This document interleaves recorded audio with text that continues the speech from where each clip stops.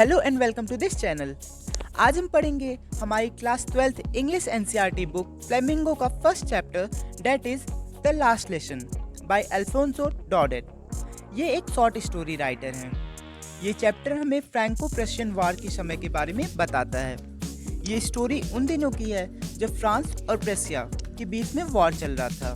तो इस वॉर में होता क्या है कि फ्रांस जो है वो हार जाता है और प्रेशिया जीत गई थी। तो जब फ्रांस हार जाता है इस वॉर में तो बर्लिन से ये ऑर्डर आते हैं कि फ्रांस की जो डिस्ट्रिक्ट है एल्सेट और लॉरेन उनके स्कूलों में फ्रेंच लैंग्वेज नहीं पढ़ाई जाएंगी, सिर्फ और सिर्फ जर्मन लैंग्वेज ही पढ़ाई जाएंगी।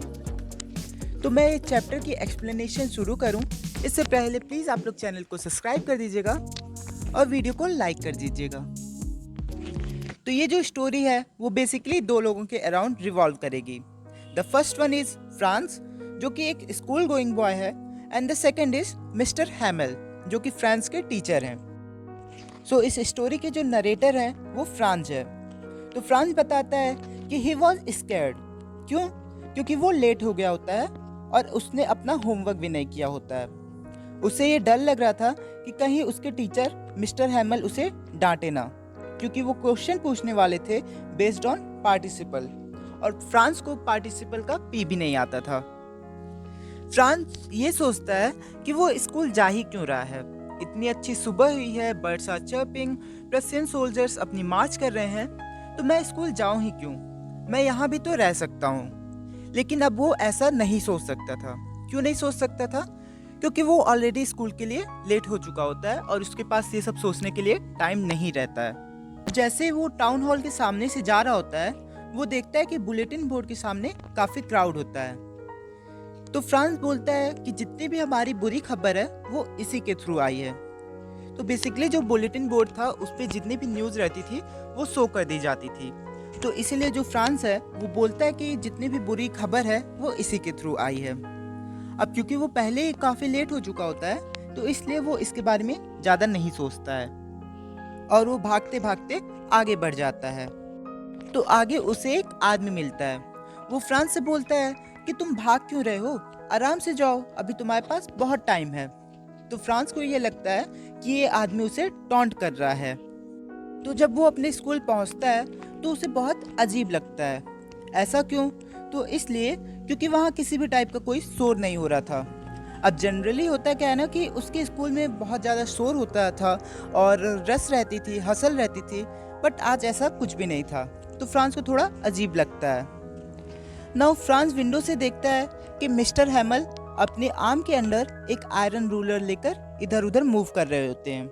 फ्रांस सोचता है कि आज तो उसे जरूर डांट पड़ेगी। तो फ्रांस जैसे तैसे करके क्लास के अंदर पहुंच जाता है।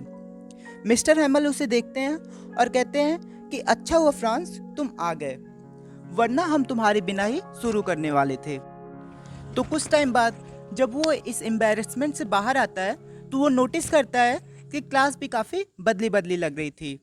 एक तो सभी लोग सीरियस लग रहे थे और दूसरा जो बैक बेंचेस यूजुअली एम्प्टी रहते थे उस पर आज विलेजर्स बैठे हुए होते हैं। फिर वो देखता है कि मिस्टर हैमल भी ब्यूटीफुल क्लॉथ्स पहने हैं जो कि वो किसी इंस्पेक्शन डे पे पहनते थे या किसी अवार्ड डिस्ट्रीब्यूशन सेरेमनी में पहनते थे, लेकिन आज दोनों में से कुछ भी नहीं था। तो वो फ्रांस जो है वो अभी ये सब सोच ही रहा होता है कि तब तक मिस्टर हैमल बोलते हैं, my dear students, this is your last French lesson. क्योंकि बर्लिन से ये ऑर्डर आए हैं कि जो स्कूल हैं अब उसमें सिर्फ और सिर्फ जर्मन लैंग्वेज ही पढ़ाई जाएंगी और तुम्हारा नया जर्मन टीचर कल आ जाएगा। ये सुनकर फ्रांस को झटका लगता है और वो ये सोचता है कि अभी तो उसे फ्रेंच लैंग्वेज अच्छे से आई भी नहीं थी और उसे अब फ्रेंच छोड़ना पड़ेगा। उसे बहुत बुरा लगता है क्योंकि वो अपनी नेटिव लैंग्वेज को इम्पोर्टेंस दिया ही नहीं कभी, और वो अब सभी चीज़ों को लिंक करने लगता है कि क्यों वहाँ बुलेटिन बोर्ड के सामने इतना क्राउड था, उसके स्कूल में क्यों साइलेंस थी और जो विलेजर्स हैं वो बैक बेंचेस पे क्यों बैठे हुए होते हैं। तो विलेजर्स वहाँ इसलिए आए होते हैं क्योंकि वो ट्रिब्यूट पे करना चाहते हैं एम हैमेल को, जो कि वहाँ 40 ईयर्स से सर्व कर रहे होते हैं। तो फ्रांस ये सब अभी सोच ही रहा होता है कि तभी एम हैमेल अचानक से फ्रांस का नाम लेते हैं क्योंकि अब उसकी बारी होती है पार्टिसिपल रिसाइड करने की। फ्रांस खड़ा तो हो जाता है पर वो कुछ भी बता नहीं पाता है। तो मिस्टर हैमिल कहते हैं कि डरो मत फ्रांस, मैं तुम्हें कुछ भी नहीं कहूँगा, क्योंकि इसमें सिर्फ तुम्हारी ही गलती नहीं है बल्कि तुम्हारे पेरेंट्स और मेरी भी गलती है। तुम्हारे पेरेंट्स ये चाहते थे कि तुम स्कूल ना जाओ और किसी फर्म में जाकर काम कर लो ताकि पैसे आ सकें, और मेरी भी गलती है क्योंकि मुझे जब फिशिंग के लिए जाना होता था तो मैं तुम्हें छुट्टी दे देता था और गार्डन में लगे प्लांट्स को पानी देने को कहता था, तो इसमें मेरी भी गलती है। मिस्टर हैमिल कहते हैं कि गलती तो है लेकिन कोई बात नहीं, फ्रांस इस दुनिया की सबसे ब्यूटीफुल और लॉजिकल लैंग्वेज है और हमें इसे अब कभी भी अपने से दूर नहीं होने देना है, क्योंकि जहाँ भी लोग इंस्लेव होते हैं उनकी लैंग्वेज ही की होती है उनकी फ्रीडम के लिए। फिर मिस्टर हैमिल पढ़ाने लग जाते हैं और फ्रांस को ऐसा लगता है कि मिस्टर हैमिल ने इससे अच्छा कभी भी नहीं पढ़ाया। उस दिन मिस्टर हैमिल सभी के लिए नोटबुक लाए होते हैं जिस पे लिखा हुआ होता है एल्सेक फ्रांस, एल्सेक फ्रांस।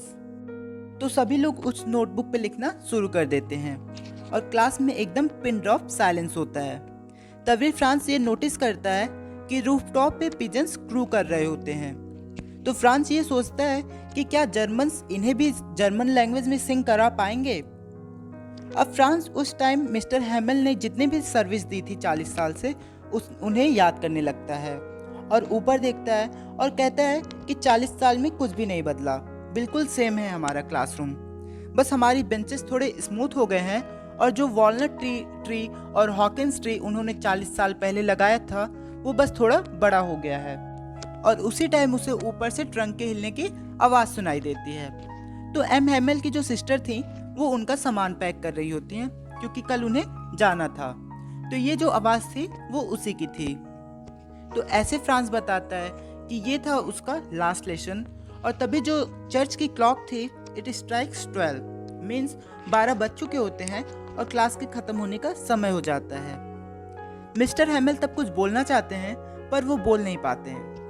अब यार आप समझ ही सकते हो कि किसी का लास्ट डे होगा कहीं पे तो वो कैसा फील कर रहा होगा।